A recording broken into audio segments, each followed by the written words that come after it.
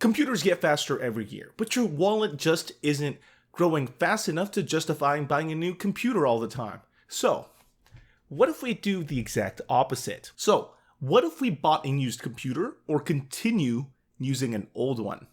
Would it still work? Would it be practical? This is the 2010 21-inch iMac, a computer released the same year the original Samsung Galaxy S smartphone was released.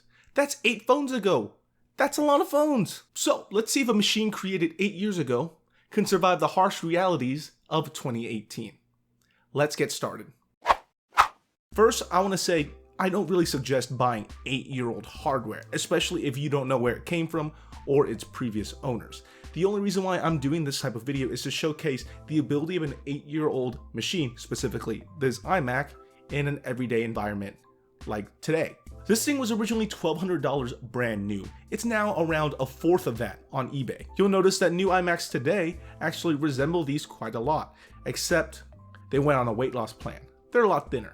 Other than that, I'd say it's pretty similar in the front as the newer ones, with black bezels surrounding the display, the silver aluminum build, and giant black Apple logo. So design-wise, it's kept up okay. Now, for those spec nerds, the 2010 iMac has a 1920 by 1080 IPS display, 4GB of DDR3 memory, built-in speakers, a 720p iSight webcam, 500GB hard drive, an ATI Radeon HD 4670, an Intel i3 540, Apple wireless keyboard, and Magic Mouse. Now onto what most people care about more than just specs.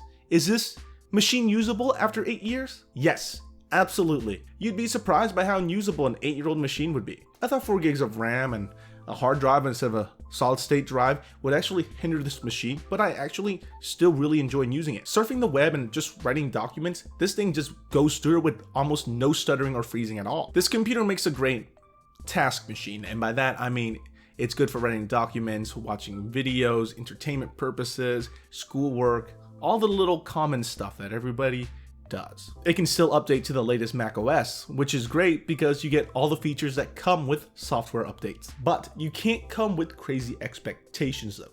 This machine will not be editing 4K footage or running intense games anytime soon. The display is actually still very nice. If you didn't know it was strapped into an all-in-one Mac from 8 years ago, it'd be a nice display even now. It's not the best 1080p display you'll ever see, but it's pretty good overall.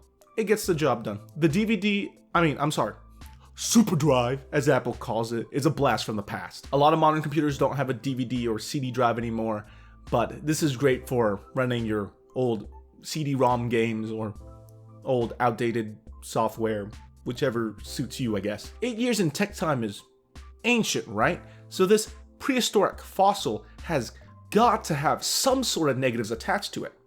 And there are some. Port selection is mediocre, but at first glance you might think, oh wow, this is pretty good. USB ports, an SD card slot, FireWire, mini display port, an audio jack, all great things. But the USB ports are USB 2.0 ports, which means if you have newer USB 3.0 devices, they probably work at reduced speeds, especially external hard drives or especially external hard drives and external SSDs. That was the only flaw I could really find about this machine, really. Now, what do I think about all this now?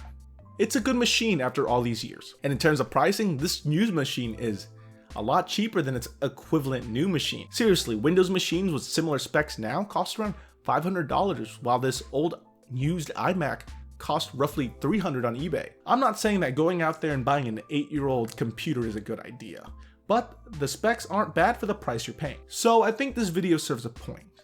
An old computer can serve as a general purpose machine just fine. Sure, when it was brand new, it served a completely different purpose, but practically being an old man now, it can be repurposed for something else. So just don't throw out a computer just because it's old. It might serve a new purpose that you haven't thought of yet. Anyway guys, I hope you found this video useful. If you enjoyed it, give it a thumbs up, comment, and, well, don't forget to subscribe. I'll see you guys next time.